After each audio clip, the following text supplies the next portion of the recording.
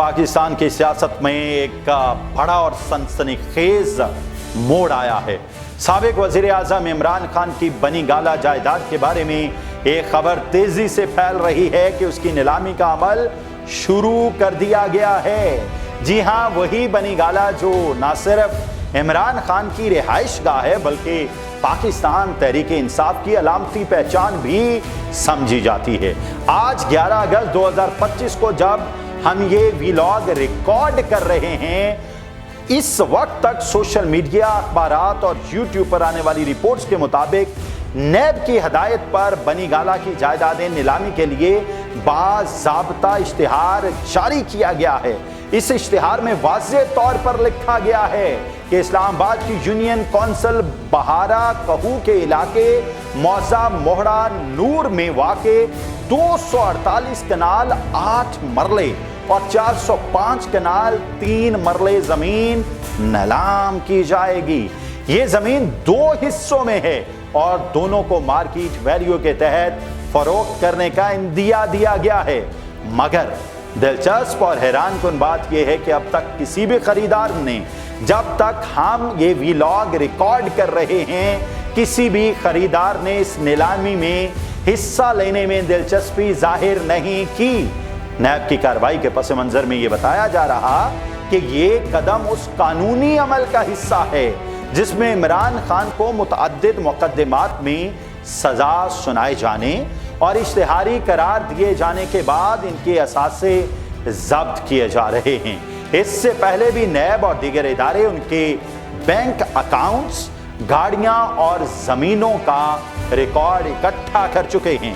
Party ذرائع کا کہنا ہے یہ سب کچھ ایک منظم دباؤ کی مہم کا حصہ ہے تاکہ عمران خان کو سیاسی اور مالی طور پر کمزور کیا جا سکے۔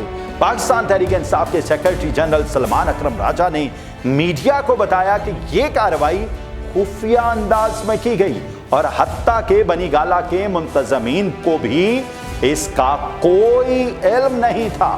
ان کے مطابق پارٹی کی لیگل ٹیم اس معاملے کو عدالت میں چیلنج کرنے کے لیے سرگرم ہے اور اگر کوئی قانونی خامی ثابت ہو گئی تو یہ نیلامی کالعدم ہو سکتی ہے۔ قانونی ماہرین کا کہنا ہے کہ جائیداد کی نیلامی کا عمل اتنا آسان نہیں۔ اس کے لیے اشتہار جاری کرنے کے بعد بولی دہندگان کو وقت دینا پڑتا ہے، پھر بولی کی منظوری، ادائیگی اور منتقلی کا ایک باقاعدہ عمل ہوتا ہے۔ اگر دوران سماعت عدالت نے حکم امتناع جاری کر دیا تو سارا عمل رک سکتا ہے۔ دوسری طرف حکومتی ذرائع کا موقف ہے یہ کارروائی قانون کے مطابق ہو رہی ہے اور کسی شخص کو اس لیے استثناء نہیں دیا جا سکتا کہ وہ ایک سابق وزیر اعظم ہے۔ ان کے مطابق یہ کیس اس بات کا ثبوت ہے کہ پاکستان میں احتساب کا عمل طاقتور ترین افراد تک پہنچ چکا ہے۔ سوشل میڈیا پر اس خبر کے بعد رد عمل 2 واضح حصوں میں تقسیم ہے۔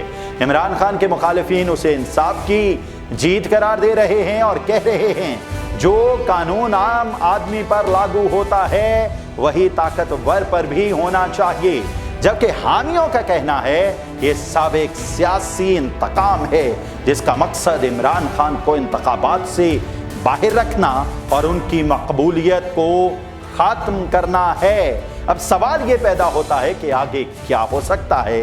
اگر نیلامی آگے بڑھتی ہے اور کوئی اور خریدار سامنے آ جاتا ہے تو عمران خان اپنی رہائش گاہ اور اس سے جڑے وسیع رقبے سے محروم ہو سکتے ہیں۔ یہ ان کی سیاسی علامت اور عوامی تاثر کے لیے ایک بڑا دھچکا ہوگا، لیکن اگر عدالت اس عمل کو روک دیتی ہے تو یہ حکومت کے احتسابی بیانیے کو شدید جھٹکا دے سکتا ہے اور عمران خان کو سیاسی طور پر مزید مضبوط کر سکتا ہے۔ اس معاملے کا ممکنہ حل قانونی شفافیت میں ہے۔ اگر یہ نیلامی مکمل شفاف اور عدالتی نگرانی میں ہوگی تو اس پر اٹھنے والے اعتراضات کم ہو جائیں گے، لیکن اگر اس میں سیاسی رنگ غالب رہا تو یہ ایک اور متنازع باب کے طور پر پاکستان کی سیاسی تاریخ میں درج ہو جائے گا۔ ناظرین کرام، یہ معاملہ صرف ایک رہائش گاہ کی نیلامی نہیں، یہ طاقت اور قانون کی کشمکش کا تازہ ترین میدان ہے۔ آنے والے دن یہ طے کریں گے کہ پاکستان میں انصاف کا نظام واقعی سب کے لیے یکساں ہے یا پھر یہ صرف سیاسی کشمکش کا پیش خیمہ ہے۔ اللہ تعالیٰ آپ کو اور آپ کے اہل خانہ کو اپنے حفظ و امان میں رکھے۔ اجازت دیجیے، اللہ حافظ۔